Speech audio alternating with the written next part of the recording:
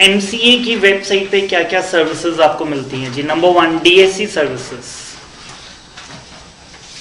MCA की website में अभी आपको खोल के दिखाऊंगा तो वहां पे लिस्ट ऑफ सर्विस प्रोवाइडर्स हैं जो आपको डीएससी की सर्विसेज देते हैं, जैसे कि सीफी देता है, टीसीएस देता है, मेनी अदर, ई पास और बहुत सारी कंपनीज हैं जो आपको डिजिटल सर्टिफिकेट बनाकर देती है, डीएससीज बनाने में हेल्प करती है। डीएससी का क्या काम है, जब आपने ऑनलाइन कोई डॉक्यूमेंट साइन करना होता है तो वो आप डीएससी के द्वारा कर सकते हैं। सो डीएससी की सर्विसेज तो कहता है user can acquire the DSC, register कर सकता है और उसे अपडेट भी कर सकता है। कल अगर आपका डीएससी चेंज हो गया, गुम हो गया, तो आप नया खरीद के उसको अपडेट भी कर सकते हैं। डिन सर्विसेज, डिन तो पता है हमें, डायरेक्टर आइडेंटिफिकेशन नंबर।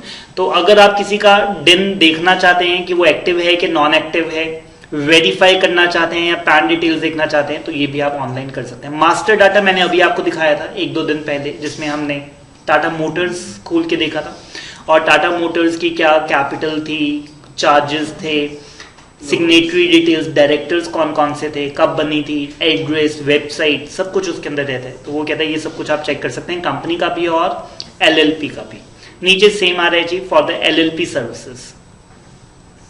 कहते हैं कि जी आप एलएलपी का नेम चेक कर सकते हैं, एलएलपीआईएन नंबर, जैसे सीआईएन नंबर है, कॉर्पोरेट आइडेंटिफिकेशन नंबर, इनका क्या है, LLPIN, that is the limited liability partnership identification number. और एलएलपी खोलनी है वो भी आप इस वेबसाइट पे कर सकते हैं, उनकी एनुअल फाइलिंग करनी है वो भी यहाँ पर हो जाएगी, आप एलएलपी की इंफॉर्मेशन को चेंज करना चाहते हैं वो भी यहाँ पे हो जाएगा, एलएलपी को बंद करना है ये भी आप ऑनलाइन कर सकते हैं। LLP services for the business users, तो वो कहता है कि अब business user can enter and update the partner details in the LLP और इसके प्रॉपर फॉर्म्स गिवन है और वेरीफाई भी कर सकते हैं। ई फाइलिंग दी मोस्ट इंपॉर्टेंट, जिसके लिए एमसी की वेबसाइट सबसे ज्यादा यूज की जाती है। तो वो कहता है कि जी आप LLP और कंपनी के फॉर्म्स डाउनलोड कर सकते हैं और submit the application for the pan और टैन, अपलोड कर सकते हैं, ई फॉर्म डाउनलोड कर सकते हैं, सबमिटेड फॉर्म्स चेक कर सकते हैं, एनुअल फाइलिंग का स्टेटस और ये सारी चीजें। वापस ऊपर आ रहे,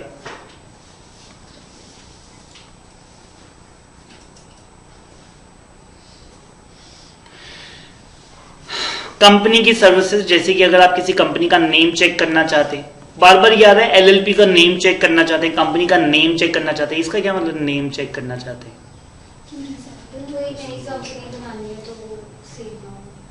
यस, ठीक है जी, मैं नई कंपनी बनाना चाहता हूँ तो लॉ कहता है कि जी सेम नाम से पहले कोई कंपनी एग्जिस्ट ना करती हो। तो लेट से आज मैं रिलायंस इंडिया नाम की कंपनी बनाना चाहता हूँ तो फिर मेरे को पहले देखना पड़ेगा ऐसी कोई कंपनी एग्जिस्ट तो नहीं करती है, ठीक है। सो कंपनी का नेम चेक करना चाहते हैं, उसका सिन नंबर ढूंढना चाहते हैं, इंफॉर्मेशन ढूंढना चाहते हैं और ये सारी चीजों के लिए कर सकते हैं। कंप्लेंट अगर आप दर्ज करना चाहते हैं, सो कहता है कि जी आप कंप्लेंट रजिस्टर करेंगे, आपको कंप्लेंट नंबर दिया जाएगा, फिर आप कंप्लेंट नंबर डाल के उसे ट्रैक कर सकते हैं और फीडबैक दे सकते हैं। इन्वेस्टर और द सीरियस कंप्लेंट के लिए वो कहता है कि जी अलग से सेक्शन है और एम्प्लॉय ग्रीवियंसेस भी यहाँ पर डाल सकते हैं। फिर आए जी इंस्पेक्शन, दैट इज कोई फॉर्म अगर आप व्यू करना चाहते हैं किसी भी कंपनी का वो आप कर सकते हैं। हमने कहा सर पेमेंट करना चाहते हैं तो वो कहता है कि जी yes the feature is there, very good जी। देखिए क्या कहता है वो, इंक्वायर फीस। बड़ी बार ना क्लाइंट मेरे ऑफिस में आता है और वो कहता है कि सर ये काम करना है और खर्चा बताओ। मैंने कहा मेरी जो प्रोफेशनल फीस है वो 10,000 है, बाकी जो एमसीए की वेबसाइट पे जो फॉर्म लेंगे उसके तो चलान मैं आपको एज इट इज दे दूंगा जितने भी होंगे। फिर भी वो कहता है सर मेरे को टोटल बता दो कितना है, आपका 10,000 तो क्लियर है, एमसीए की वेबसाइट पे कितना लेगा वो भी मेरे को बता दो, फिर मैं अपना बजट देख लूंगा कि मैंने करवाना है आपसे नहीं करवाना है, इस तरह से। तो मेरे को भी कई बार शक होता है कि पता नहीं इस कंपनी की इस कैपिटल के हिसाब से कितना पैसा लगेगा। तो यहाँ पे प्रॉपर कॉलम है जी इंक्वायर फीस, सभी फॉर्म्स के लिए आप इंक्वायर फीस कर सकते हैं। ऊपर आप बताइए टाइप ऑफ कंपनी, उसकी कैपिटल कितनी है, कौन सा फॉर्म भरना है, विद इन टाइम हो या लेट हो, ये सबको डिटेल बताकर आप उसकी इंक्वायर फीस बताकर उसे बता सकते हो। पे लेटर की भी ऑप्शन आती है, ठीक है। A wonderful facility, wonderful facility. और जैसे ना कई बार किसी कंपनी के ऑथराइज कैपिटल बढ़ानी है, ठीक है, और उसकी फीस भी प्रोपोर्शनेट होती है, ठीक है। उन्होंने कहा कि सर 500 करोड़ से हमने ऑथराइज कैपिटल इंक्रीज करवानी है, तो मैंने उसको चेक करके बताया, मैंने कहा सर इसके अंदर जो फीस आ रही है वो 23 लाख रुपए की आ रही है, ठीक है। और उन्होंने कहा कि जी ठीक है, और अब मैं फॉर्म भर रहा था और मैंने उसको कहा कि सर जल्दी से आप इसकी फीस पे कर दो। अब वो फीस पे जब कर रहे थे, अब वो कहते हैं ऑनर नहीं बैठा, लॉगिन आईडी पासवर्ड सबके पास नहीं है। उन्होंने कहा कि सर मैं आपके अकाउंट में डाल दूं, वो भी ट्रबलसम। इनकम टैक्स वाले पूछेंगे सर आपके अकाउंट में 23 लाख रुपया क्यों आ रहा है, ठीक है, तो मेरे भी फाइनेंशियल्स खराब होते हैं। तो ऑप्शन इज देयर जिसमें मैं फॉर्म भर देता हूं और वहां पे लिख देता हूं पे लेटर। 48 आवर्स में वो आपको भरना होता है। मैं उनको SRN नंबर देता हूँ, सर्विस रिक्वेस्ट नंबर देता हूँ, और वो SRN नंबर डालकर चालान जनरेट करके उसको पे कर देते हैं, ठीक है। सो वेरी गुड फैसिलिटी, पे लेटर। और नेफ्ट पेमेंट भी करवा सकते हैं, स्टैम्प ड्यूटीज भी आप ऑनलाइन पे कर सकते हैं, और अपना पेमेंट स्टेटस भी। कई बार क्या होता है, जब आप पेमेंट करते हो एंटर दबाते हो तो वो पेज गायब हो जाता है, ठीक है, और आपको मैसेज बैंक से आ जाता है थैंक यू फॉर पेइंग, ठीक है। आपके तो एक्नॉलेजमेंट आई नहीं और बैंक ने बोल दिया thank you for paying. So in that case फिर आप पेमेंट स्टेटस बाद में ट्रैक रिकॉर्ड में जाके ट्रैक कर सकते हो कि मेरी पेमेंट हुई सक्सेसफुल कि नहीं। Public search of the trademark, ठीक है जी। कंपनी में ना दो तरह की रेस्ट्रिक्शन है, सुन लीजिए। एक कंपनी के नाम से कंपनी नहीं होनी चाहिए और ट्रेडमार्क नहीं होना चाहिए, ठीक है। मैं हमेशा जैसे एक एग्जांपल देता हूँ पेप्सोडेंट की। पेप्सोडेंट नाम की कोई कंपनी नहीं है, हिंदुस्तान यूनिलीवर के पास पेप्सोडेंट का ट्रेडमार्क है, ठीक है। सो मैंने कहा सर मैं पेप्सोडेंट नाम की कंपनी खोलना चाहता हूँ, तो वो कहते हैं नहीं खोल सकते, बिकॉज वो ट्रेडमार्क आपके पास नहीं है, या फिर ट्रेडमार्क ऑनर से आपके पास रिटर्न परमिशन होनी चाहिए। फाइन। सो दो चीजें चेक करनी होती है जब आपने कंपनी खोलनी थी, एग्जिस्टिंग नेम से कोई कंपनी ना हो और एग्जिस्टिंग नेम से कोई ट्रेडमार्क ना हो। दोनों चीजें चेक करके ही आप खोल सकते हैं। तो कहते हैं ट्रेडमार्क भी आप यहीं पे सर्च कर सकते हैं। इन्वेस्टर्स सर्विसेज जो IEPF से रिलेटेड है, कि आपका पैसा IEPF में चला गया, वो भी आप यहीं पे सर्च कर सकते हैं। And the last is track the SRN number और ट्रांजैक्शन स्टेटस। सो SRN नंबर मैंने आपको बताया, service request number. So user can track the status कि मैंने जो फॉर्म अपलोड किया था वो पेंडिंग है कि अप्रूव हो गया, ठीक है। जनरली मेल भी आ जाती है कि जी आपने फॉर्म भरा था, दैट हैज बीन अप्रूव्ड। तो ये सारी सर्विसेज MC की वेबसाइट पे रहती हैं। ई सर्विसेज के ऊपर आ रहे हैं। सबसे पहले है जी सेंट्रल रजिस्ट्रेशन सेंटर। मैं आपको ना पहले भी इसके बारे में बता चुका हूँ। आजकल तो ना सेंट्रल ने इतना बढ़िया कर दिया है जी सिस्टम, ठीक है। जब आप कंपनी इनकॉर्पोरेट करवाने जाते हैं तो वो साथ में कहते हैं कि सर पैन नंबर भी हम ही दे देंगे, टैन नंबर भी हम ही दे देंगे, GST नंबर भी हम ही दे देंगे, ESI EPF नंबर भी हम ही दे देंगे। आपको 20 डिपार्टमेंट में जाके फॉर्म भरने की जरूरत नहीं है, ठीक है। आप बस वहां पे एक एक टिक लगाते रहते हो कि ये भी चाहिए, ये भी चाहिए, ये भी चाहिए, और वो सारे ऑटोमेटिक आपकी मेल के ऊपर एक एक करके आते रहते हैं। और इन अ वे आज के टाइम में कंपनी खोलना सबसे आसान है जी, ठीक है। So it is a good thing.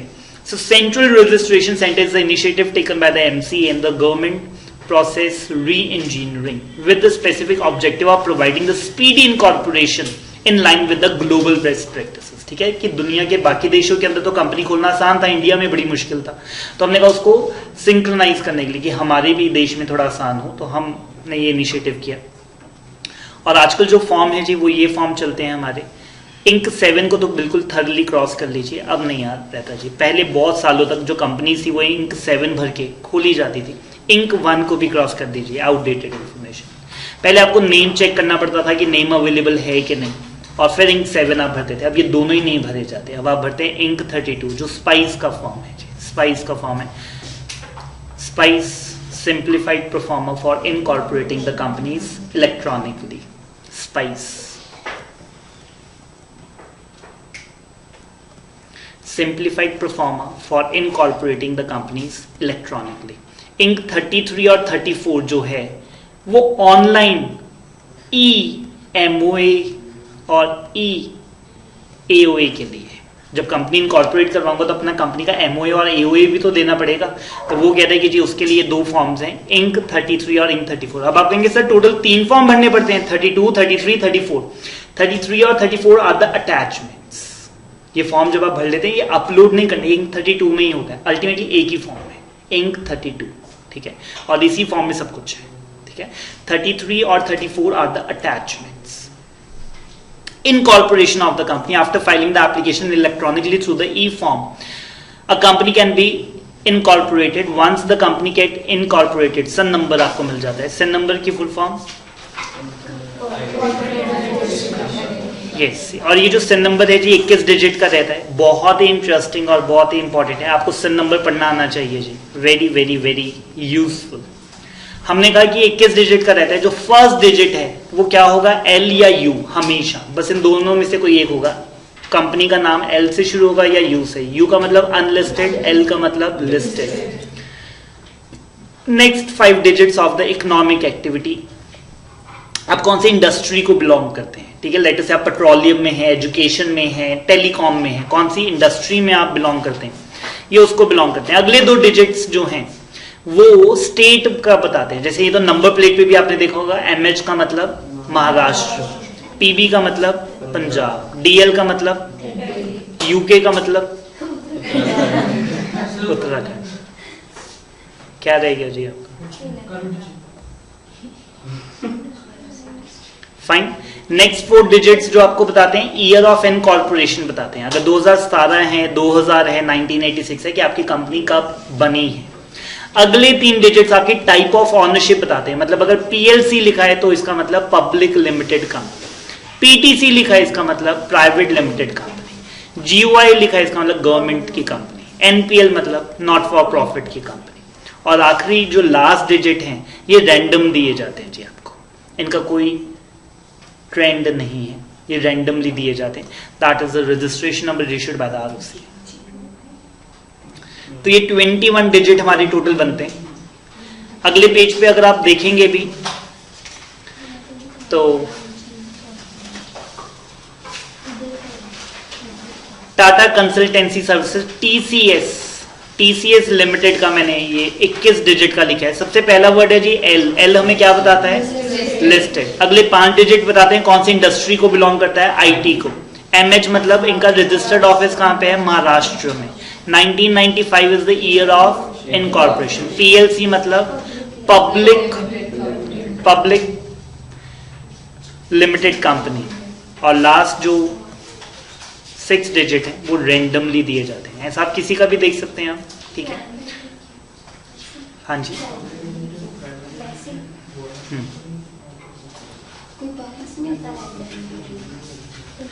Randomly मतलब रैंडम इसलिए दिया जाता है ताकि 2 कंपनीज का बिल्कुल सेम ना।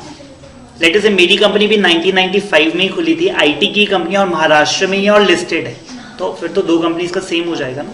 तो 6 डिजिट रैंडम होने बहुत जरूरी है, तभी तो आपकी कंपनी और मेरी कंपनी का सिन नंबर अलग अलग होगा, यूनिक होगा। ये जनरेट एमसी करती है, एमसी ऊपर लिखा भी होगा। अभी गुड, चले आगे। सिन नंबर आप ढूंढना अगर चाहते हैं तो आप कैसे भी सर्च कर सकते हैं। आरओसी रजिस्ट्रेशन नंबर नाम से सर्च कर सकते हैं। आपको पुराना नाम पता है, आप पुराना नाम डाल के कर सकते हैं। इनएक्टिव सिन नंबर से भी आप उस कंपनी को ढूंढ सकते हैं।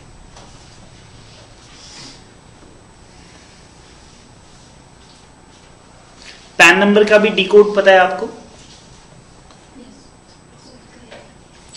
बता देता हूं।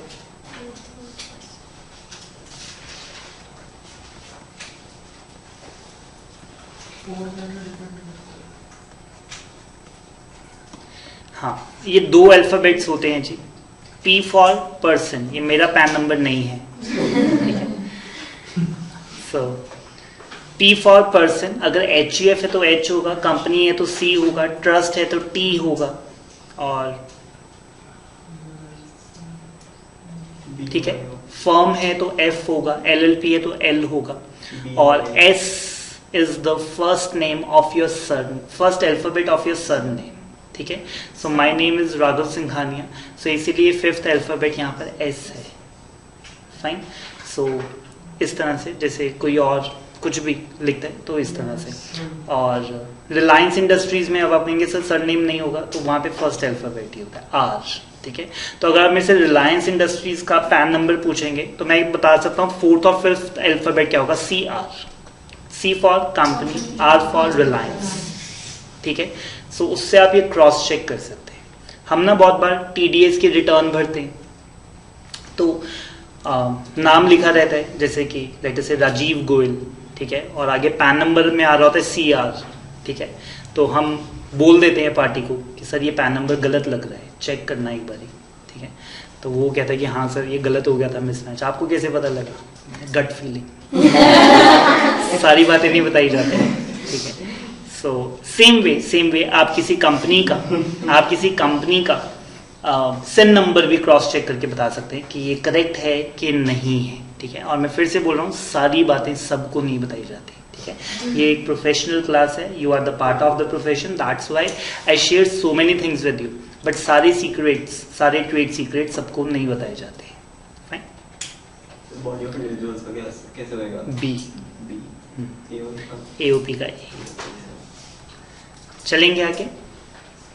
फॉरेन कंपनी के केस में उनको सिन नंबर तो उनके पास नहीं होगा क्योंकि वो इंडिया में रजिस्टर्ड है ही नहीं, तो उनके पास FCRN होता है जी। जब वो इंडिया में अपने आप को रजिस्टर करवाएंगे तो हम फॉरेन कंपनी को रजिस्ट्रेशन नंबर देते हैं, FCRN, foreign company registration number, और उनको GLN नंबर भी दिया जाता है, that is a global location number is allotted. Foreign company की आइडेंटिटी इंडिया के लिए दो चीजें रहेंगी जी, FCRN और the GLN, that is the global location number. Next is the DIN, star mark कर रहे हैं जी, पेपर पॉइंट ऑफ व्यू से DIN बहुत इंपॉर्टेंट है। DIN means identification number which the central government, highlight करना पड़ेगा जी, central government may allot to any individual and includes a DPIN। DPIN क्या है?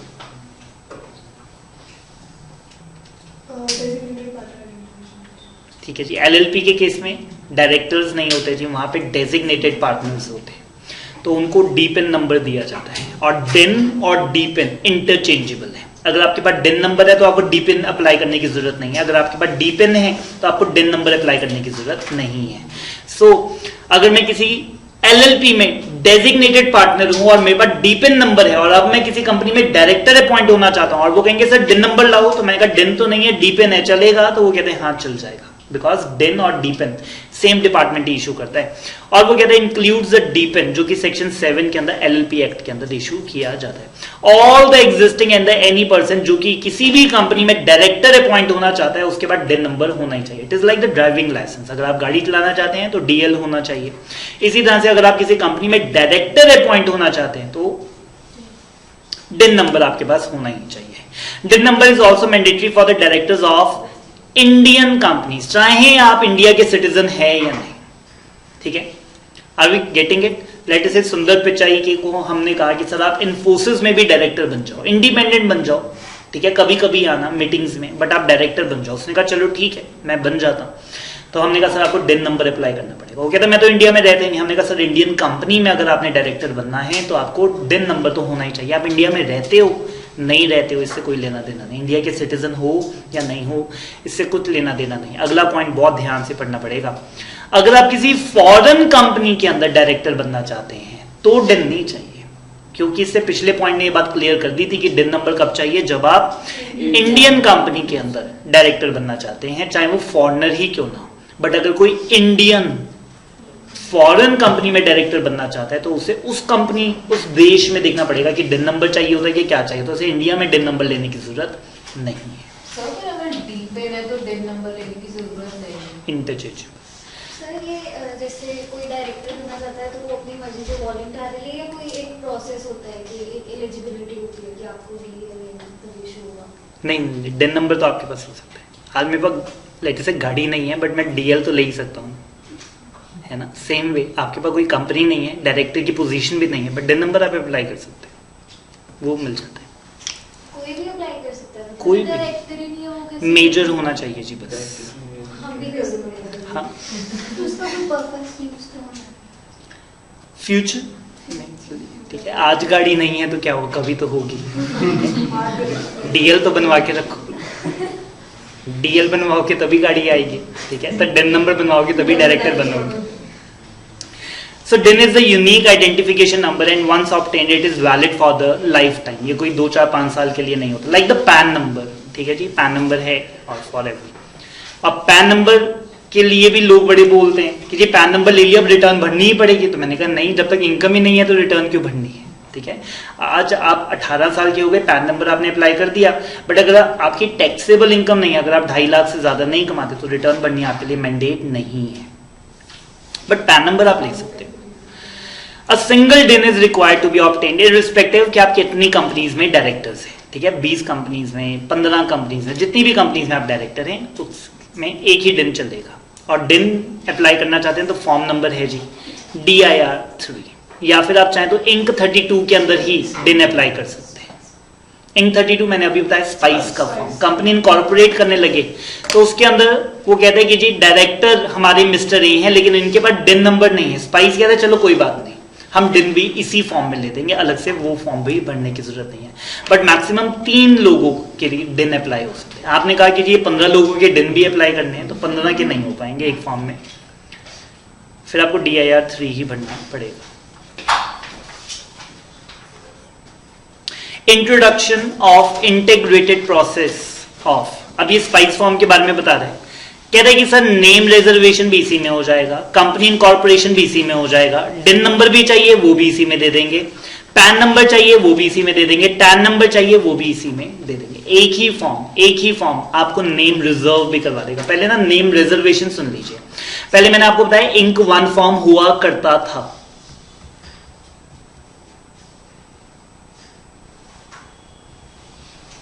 आप लिख लो पहले जो लिख रहे हो।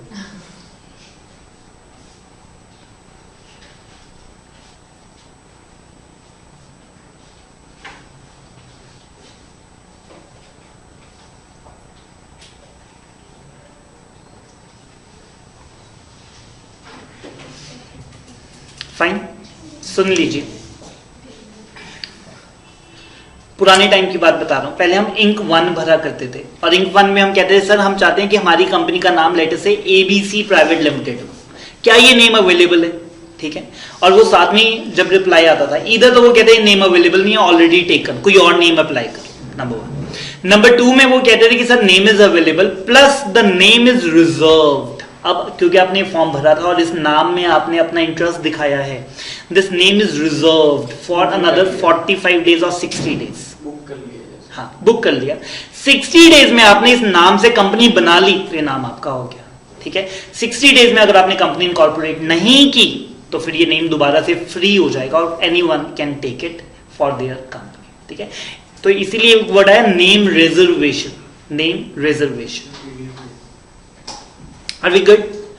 और कंपनी को इनकॉर्पोरेट, डिन नंबर भी मैंने बताया मैक्सिमम 3 लोगों को इसके अंदर डिन नंबर भी मिल जाता था, पैन टैन नंबर भी आजकल इसी के अंदर मिल जाता है। तो कहता है MCA ने एक इंट्रोड्यूस किया जी इंटीग्रेटेड प्रोसेस जिसमें आप नेम रिजर्वेशन, इनकॉर्पोरेटिंग और ये सारे काम कर सकते हैं। किसमें? इंक 32 फॉर्म में, जो कि स्पाइस के अंदर भरा जाता है। मैं आपको इंक 32 भी दिखा दूंगा, मेरे कंप्यूटर में पड़ा हुआ है।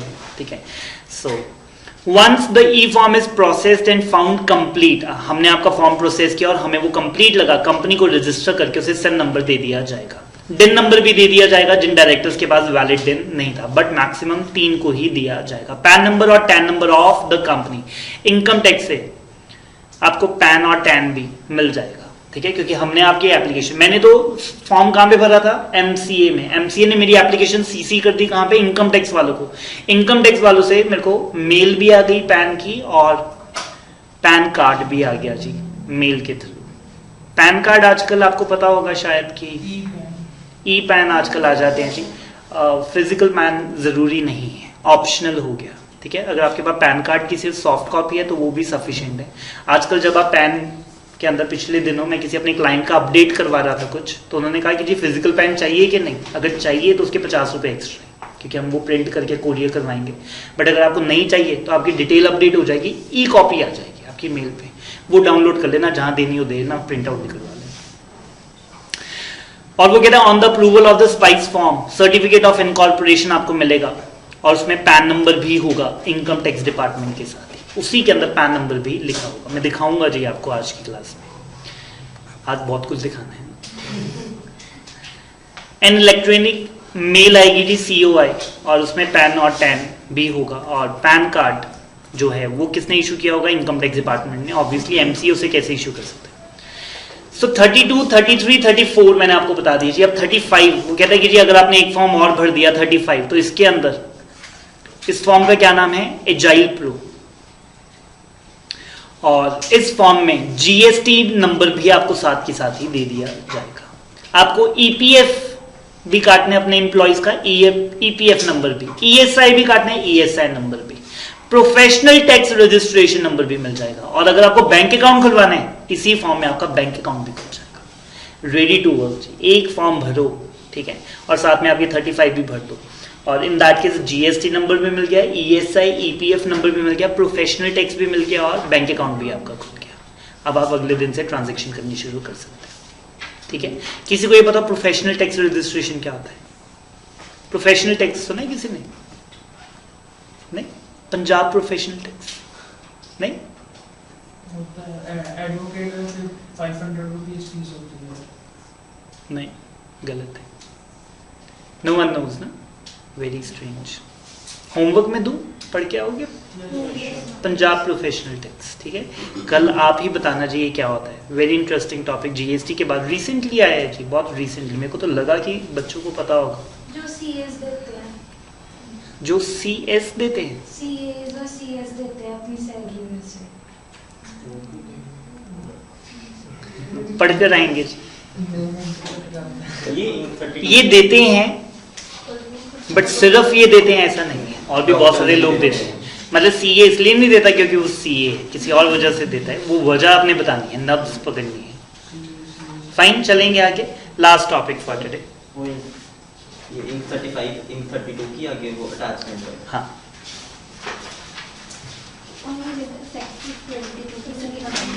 हाँ, ये फीचर्स ऐड करते जा रहे हैं जी, एक ही फॉर्म में इतने सारे। जैसे मोदी जी ने गुजरात में ऐसा किया था, सिंगल विंडो रजिस्ट्रेशन, ठीक है। फैक्ट्री खोलने के लिए आपको 40 जगह से जाके परमिशन लाइसेंस लेकर आना पड़ता था।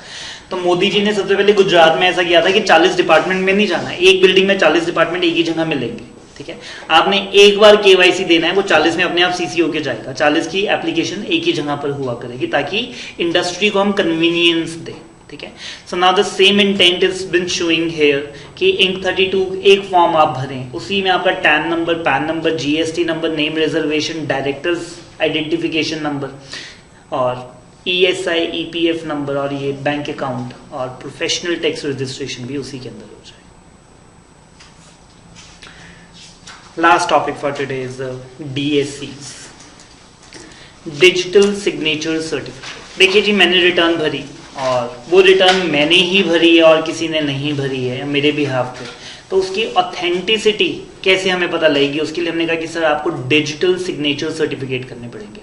ये डायग्राम में यहाँ पे शो किया भी गया जी, ये पेन ड्राइव जैसा दिख रहा है कुछ। इट इज, इसको टोकन कहा जाता है, पेन ड्राइव कभी भी नहीं कहा जाता। DSC के सिग्नेचर का टोकन कहा जाता है, और ये पेन ड्राइव की तरह USB पोर्ट के अंदर लग जाता है, और ये साइन करने के लिए ज़रूरी है। इसमें एक फाइल होती है, ठीक है, जिसको .DSC एब्रीवेशन की वो होती है, और वो आपको अटैच करनी पड़ती है, और ये पासवर्ड प्रोटेक्टेड होती है।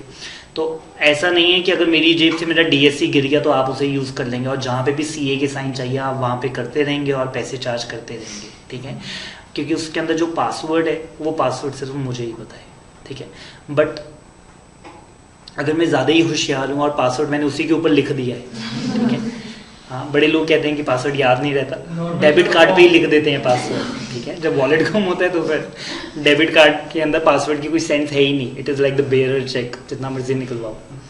सो ऐसा नहीं करना है जी। बीइंग अ प्रोफेशनल तो कभी भी नहीं करना है, कभी भी नहीं करना है। आपके पासवर्ड्स आप ही को पता होने चाहिए, ठीक है। और जनरली जब ये बनकर आते हैं तो इनके ऊपर पासवर्ड होता है, लेट अस से 1 2 3 4 5 6 7 8, ठीक है। और उसको आप जब चाहो तब चेंज कर सकते हो।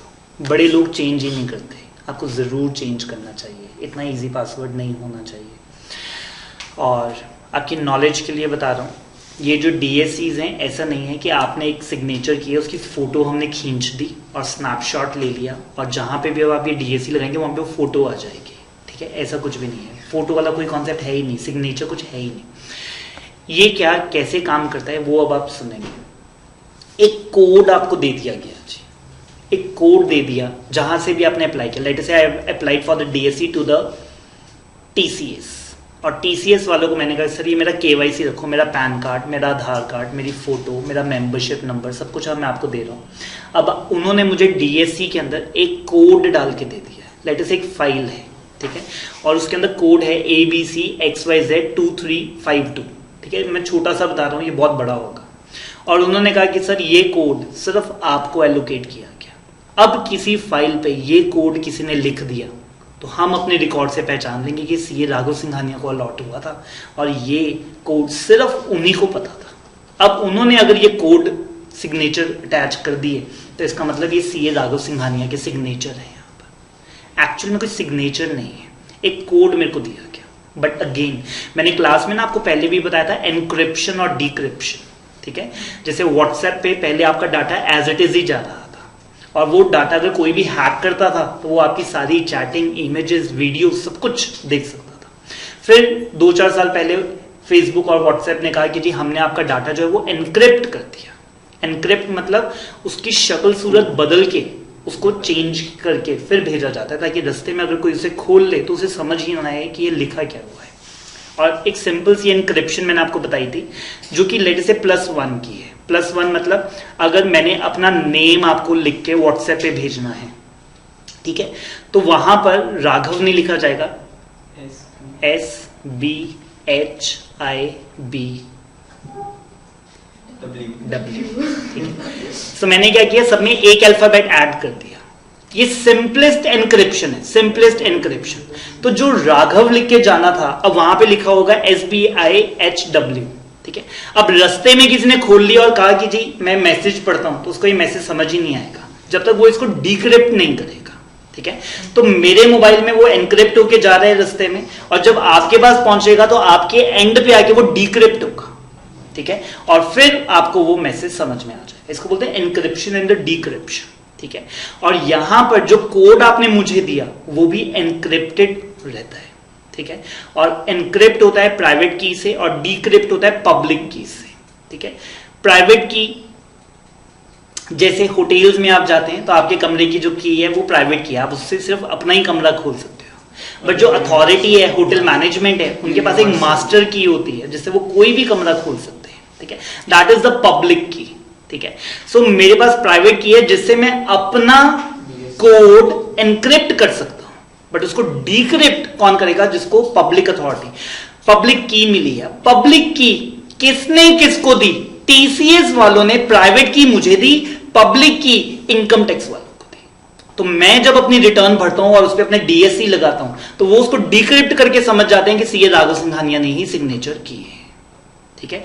मैं सिर्फ एनक्रिप्ट कर सकता था, डिक्रिप्ट नहीं कर सकता। डिक्रिप्ट करने के लिए क्या चाहिए, पब्लिक की। पब्लिक की किसके पास है, इनकम टैक्स वालों के पास है। उनको किसने दी, टीसीएस वालों को दी। ये बात क्लियर है। और किसको दी, जीएसटी वालों को दी। और किसको दी, एमसीए को दी, ठीक है। कि जब कभी भी ये लोग फॉर्म भरेंगे आप उसको डिक्रिप्ट करके पढ़ लेना कि ये कोड सीए राघव सिंघानिया वाला ही है, ठीक है। वहां से आपको सब कुछ पता चल जाएगा। इनक्रिप्टेड कोड हर एक नंबर का एक ही होगा कि वो अलग-अलग होंगे? अलग अलग भी हो सकते हैं कि फर्स्ट अल्फाबेट में लेटर से 1 ऐड करते हैं, सेकंड में 2 ऐड करते हैं, थर्ड में 3 ऐड करते हैं, ठीक है। बट मैंने पहले भी जब ये एनक्रिप्शन समझाई थी, ये जो मैं आपको बता रहा हूं ये एबीसी भी नहीं है। एनक्रिप्शन जो है वो 40 की जाती है, पहले +1 फिर *2 फिर डिवाइडेड बाय 3, इस तरह से करके फिर जो वैल्यू आती है उसको भेजा जाता है। और डिक्रिप्शन में ये सारी चीजें फिर कंप्यूटर करके फिर आपको वो मैसेज भेजता है, ठीक है। और जो नेट बैंकिंग की वेबसाइट होती है वहां पर तो एनक्रिप्शन 40-40 50-50 बार की जाती है, ठीक है। और हर रोज चेंज की जाती है कि कल हम +1 कर रहे थे, आज हम +12 करेंगे, ठीक है। और 2 घंटे बाद +23 कर रहे हैं। जब तक हैकर उसको अनहैक करेगा, समझेगा कि डिक्रिप्शन थी क्या, इतने में तो वो एनक्रिप्शन चेंज ही हो गई। अब वहां पे जब वो लॉगिन करेगा तो वो कहेगा अब तो कुछ और ही एनक्रिप्शन चल रही है। एनक्रिप्शन भी हर 2 घंटे बाद हर रोज चेंज करती हैं जी अच्छी वेबसाइट्स, ठीक है। ऐसा नहीं कि एक बार एनक्रिप्शन कर दिया और वो 10 साल से चलाए जा रहे हैं। 10 साल में तो कोई डिक्रिप्ट कर ही लेगा, मैसेज समझ ही जाएगा कि आप क्या कर रहे हो। Are we getting it? So DSC का कॉन्सेप्ट समझ में आया? जो आप अपने डिजिटल सिग्नेचर्स करते हैं तब वहां पे सिग्नेचर्स के कॉलम पे आपका कोड फिल हो जाता है। कोड नहीं फिल हो जाता, राघव लिखा आ जाता है, राघव सिंघानिया लिखा आ जाता है नॉर्मल फॉन्ट में। नॉर्मल फॉन्ट में कोई मेरा सिग्नेचर बना नहीं आता, बट मेरा नाम लिखा आ जाता है, ठीक है। क्योंकि मेरे पास प्राइवेट की है, मेरे को तो पता है कि मैंने साइन की है। फाइन, पढ़ लेते हैं जी। The e forms are required to be authenticated. क्योंकि ये ऑनलाइन जा रहे हैं ना, तो हमें पता नहीं किसने साइन किए हैं, तो हमने कहा ऑथेंटिकेशन की जरूरत थी। And they are authenticated by the authorised signatories using the digital signature, जो कि जिसकी डेफिनेशन कहां पे आईटी एक्ट में गिवन है। A digital signature is the electronic signature duly issued by a certifying authority. Certifying authority मेरी example में कौन है? TCS, TCS ने मुझे भी दिया, मेरे को क्या दी, प्राइवेट की, और पब्लिक की किसको दी, गवर्नमेंट को, इनकम टैक्स को, MCA को, GST को, इन सबको दी। It is an electronic equivalent of a written signature. एक रिटन सिग्नेचर से जैसे मैं कल मुकर नहीं सकता कि सर ये मेरे साइन है, इसी तरह से जहां पे मेरे DSC लगे हैं वहां से मैं मुकर नहीं सकता कि सर ये मेरे साइन है, ठीक है, जबकि वहां पे साइन है नहीं, बट उसकी वैलिडिटी, उसकी इंप्लीकेशन बराबर है। Every user who is required to sign the e form, तो उसको DSC लगाने ही पड़ेंगे, उसको DSC ऑब्टेन पहले करने पड़ेंगे। For the MCA 21 4 types of the users हैं जी जो DSC ऑब्टेन करते हैं। सबसे पहले MCA के एम्प्लॉइज। हमने कहा सर MCA के एम्प्लॉइज क्यों ले रहे हैं, मैंने आपको बताया था वो भी तो मेरे को नोटिस भेजते हैं, इंटीमेशन भेजते हैं, एक्नॉलेजमेंट भेजते हैं, सिन नंबर भेजते हैं। सो वो जब भेजते हैं तो उसके ऊपर भी DSC लगाकर भेजते हैं, क्योंकि मेरे को भी लगता है कि सर उसकी मोहर तो लगी, उसका साइन तो हो ऑफिसर का, तो ऑफिसर कहता है कि मैंने भी अब हाथ से साइन करने छोड़ दिए, मैं भी अब क्या अटैच करूंगा, DSC अटैच करूंगा। आप कैसे करते हो?